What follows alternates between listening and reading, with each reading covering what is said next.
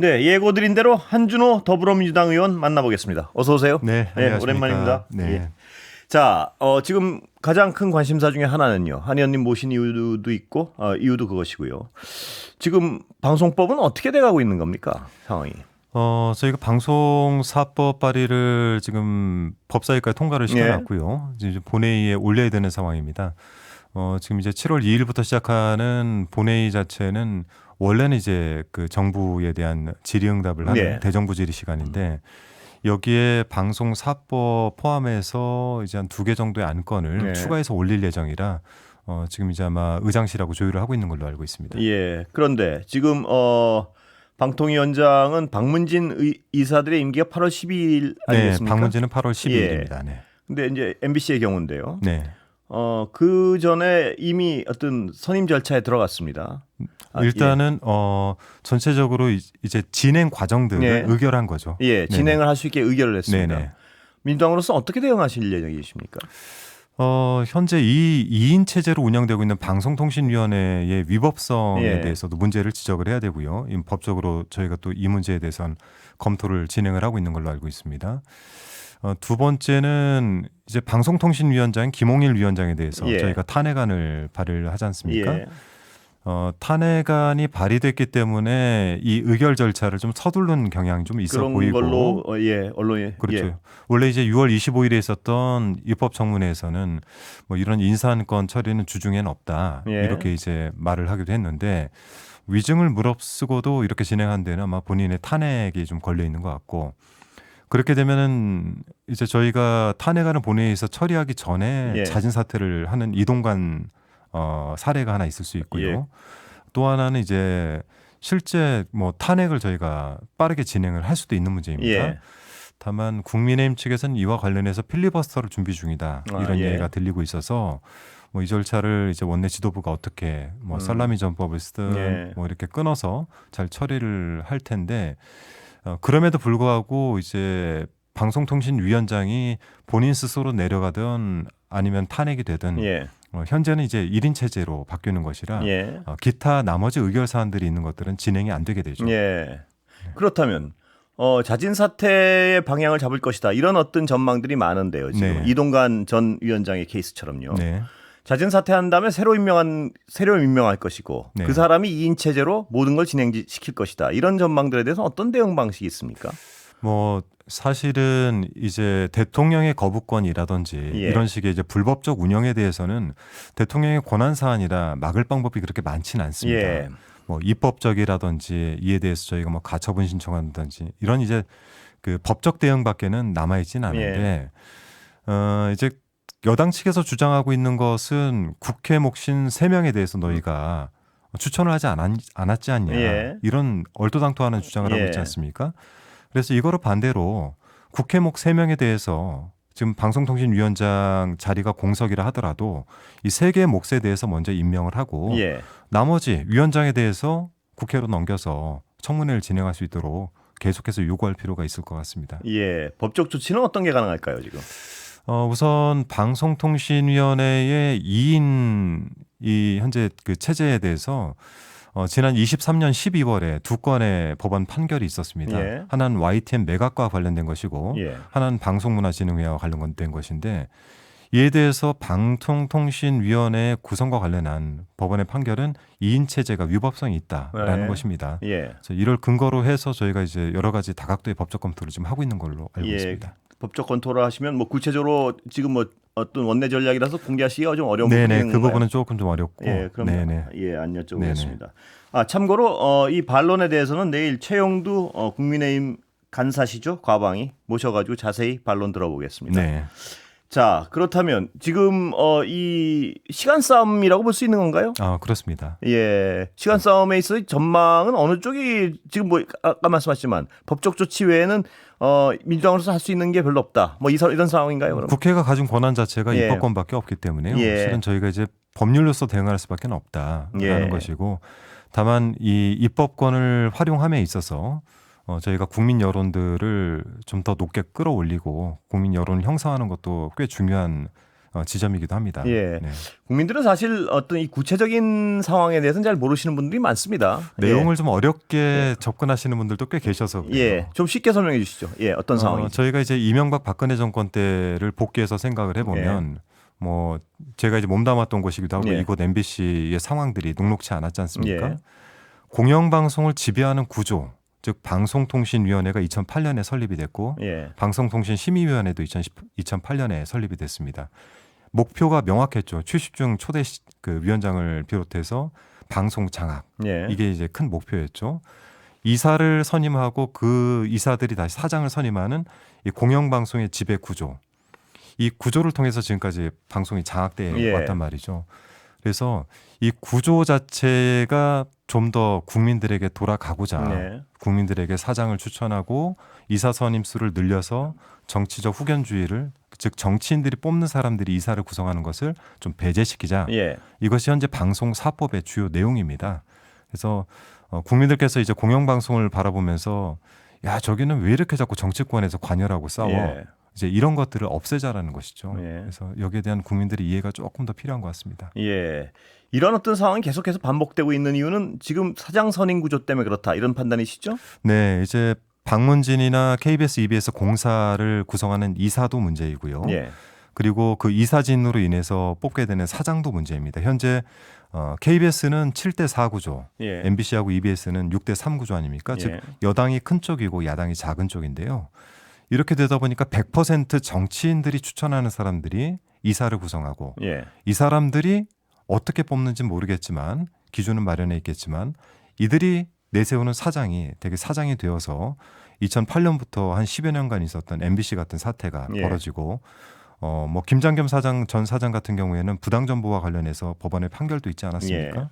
이런 일들이 반복될 것이다라는 예측이 있는 것이죠. 7월 4일 탄핵은 예정대로 진행되는 거죠? 현재로서는 뭐 저희가 큰 변화는 없습니다. 자진 사퇴는 안 한다고 얘기를 하지 않았습니까? 근데 그건 바뀔 것 같죠, 지금 보시기에.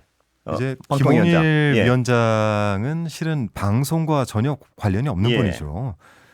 이런 분이 갑자기 내려와서 방송통신위원장을 하면서 본인의 지금까지의 이력을 걸고 이거를 버텨낼 거라고 보지는 않습니다. 앞으로 뭐 변호사 개업이라든지 뭐 이런 것들을 봤을 때는 지금 탄핵을 당할 이유가 스스로 없는 거죠. 그래서 저는 지금 뭐 그 대통령실로부터 받은 임무는 어느 정도 완수를 했으니 탄핵 직전에 사퇴를 할 것이다라는 추측들이 지금 굉장히 그렇습니다. 뭐 내일이나 모레 뭐 이런 상황이죠 지금? 지금 저희가 예측컨대 필리버스터를 들어간다 하더라도 뭐 7월 2일, 3일 정도가 되지 않을까 생각을 하고 있습니다.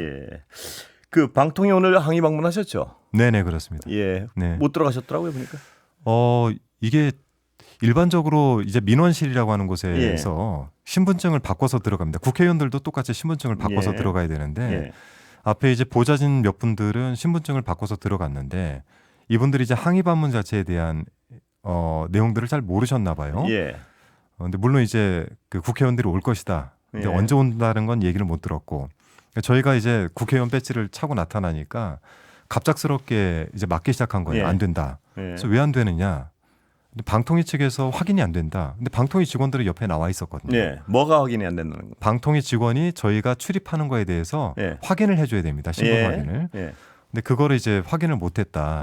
자기네들은 이 방문과 관련해서 확인을 해줘야만 내줄 수가 있다. 방문증을. 그러면서 이제 실랑이가 좀 벌어졌고 결국 방통위 직원들은 다 방통위 사무실로 다 들어가 버렸고요. 그 상태에서 한 2시간 정도 대치를 했죠. 방통위의 입장은 뭔가요? 정확히 지금 2인 체제에 대한? 뭐냐면 지금 원래 5인 협의체로 운영을 하게 돼 있는 것을 5인 합의체죠. 합의체로. 근데 2인이 운영하고 있단 말입니다. 거기에 대한 정당성은 어떻게 주장하나요? 그러니까 방송통신위원회를 구성할 때 이 정치권의 다양성을 담도록 하고 있습니다. 그렇기 때문에 이제 5인 체제를 유지를 해야 되는데 현재 이제 2인 체제로 운영이 되는 것에 대해서는 방송통신위원장이 회의를 열고 그 안에서 그 한 명이 찬성을 하게 되면은 과반 찬성으로 그냥 의결이 가능해지는 겁니다. 실례로 최근 YTN 매각과 관련돼 있었던 회의 자료를 저희가 가져와서 살펴보니까 대개 이제 담당 과정이 제안 설명을 하고 부위원장이 위원장이 이제 회의를 진행을 해야 되니까 예. 부위원장이 그 내용을 똑같이 읽습니다. 예. 그리고 나서 이의 없습니까? 그러니까 이의 있을 사람이 없잖아요. 예. 이의가 없으므로 통과합니다. 이렇게 예. 이제 회의가 진행되다 보니 여기에 대해서는 합의제 기구로서의 독립성 유지도 어렵지만 합의제 기구로서의 기능을 못한다. 예. 이런 판단들이 23년도 12월에 두 차례에 걸쳐서 있었고요. 지금 이런 식의 방송통신위원회를 운영을 하게 된다면은 여기서 그 안건으로 올려서 의결을 하게 되는 내용들이 뭐 예를 들어 MBC 같은 경우도 재승인 절차가 남아 있을 예. 테고요. 사장 선임이나 이사 선임과 관련된 데도 관여를 할 테고 예. 이런 주요 의결들을 그다음에 그냥 독임제 체제로 운영을 하게 되는 거죠. 마음대로 할 수 있다는 얘기죠, 그러니까. 그렇죠. 예. 그렇다면 이 어떤 지금까지 이루어진 결정 모두가 불법적이다 이렇게 보시는 건가요, 민주당? 그렇습니다. 예. 2인 체제에서 있었던 건 거의 다 불법적이다. 왜냐하면 예전에 2017년으로 기억을 하는데요. 그 당시에도 위원장과 부위원장이 부재 시에 그 위원 3명, 즉 국회목 3명이 남아서 이와 관련해서 우리가 의결을 해도 될까 해서 5개의 로펌의 그 의사를 전달하고 예. 검토를 받았습니다. 예. 그중에 2군데서 무슨 의견이 나오냐면 방송통신위원회를 구성하게 되는 입법 목적이 있는데 그 입법 목적에 반한다. 예. 그렇기 때문에 위법성이 있다라는 그 내용 검토가 있습니다. 예.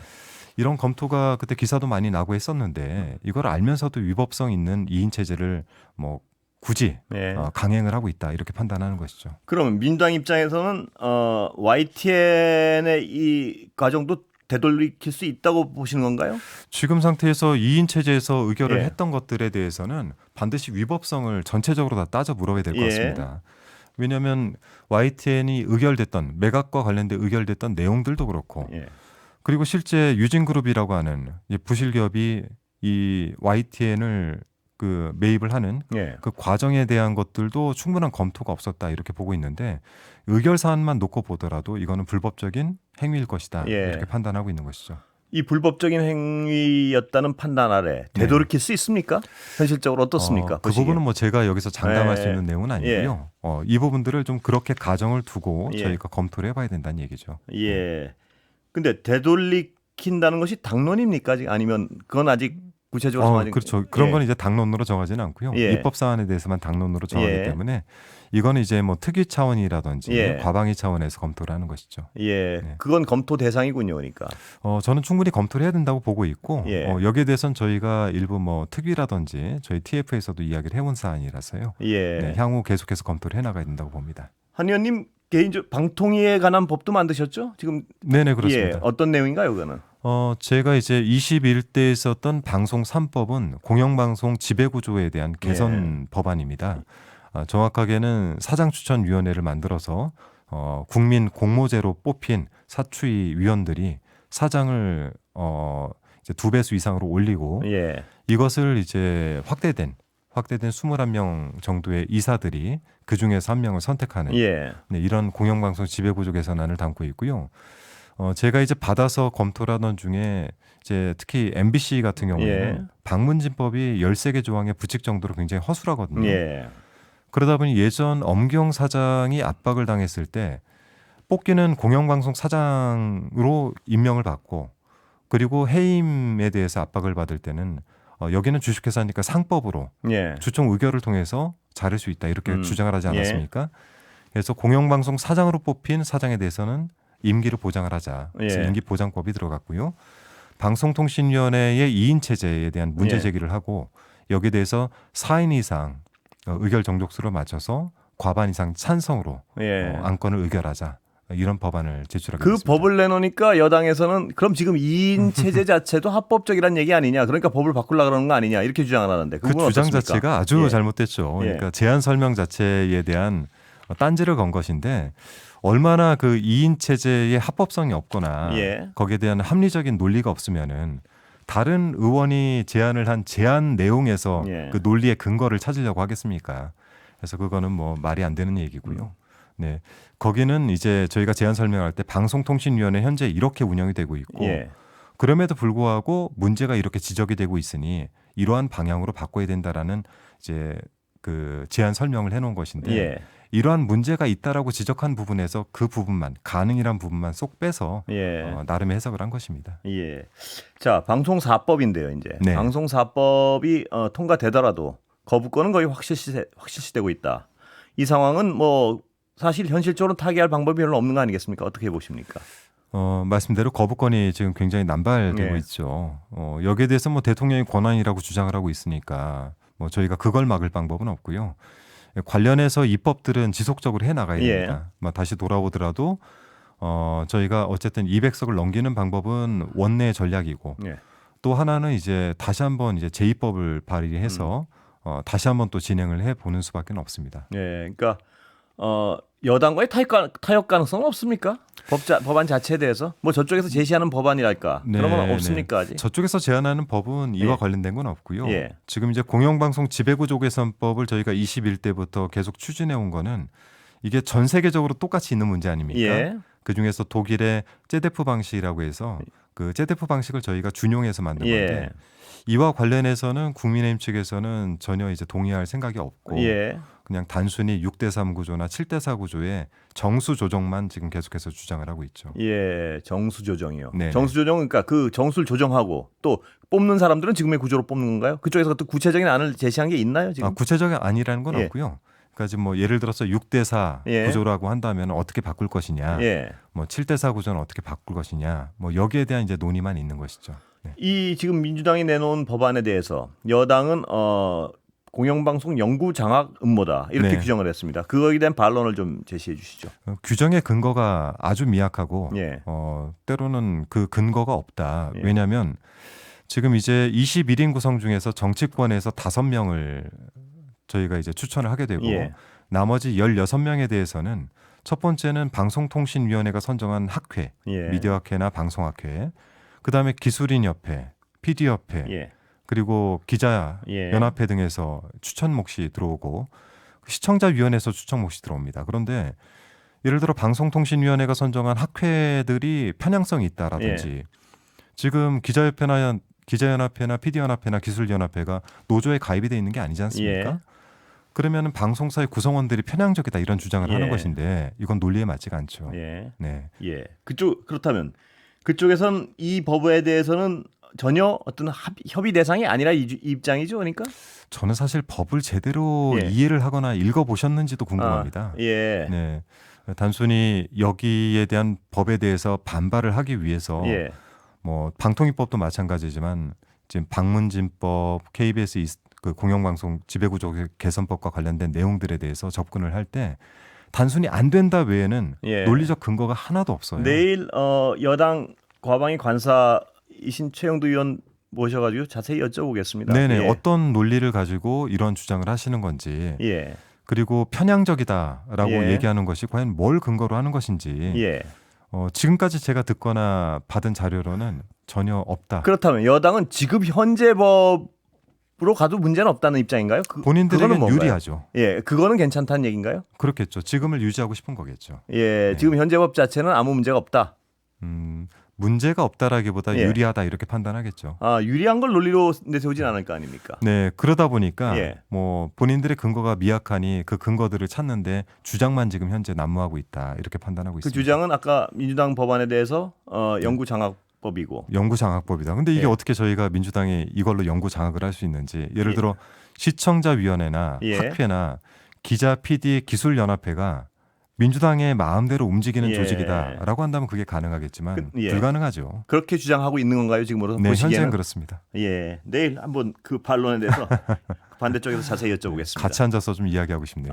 그것도 기회가 있으면 제가 한번 기회를 만들어 보도록 하겠습니다. 오늘 말씀 여기까지 듣겠습니다. 감사합니다. 고맙습니다.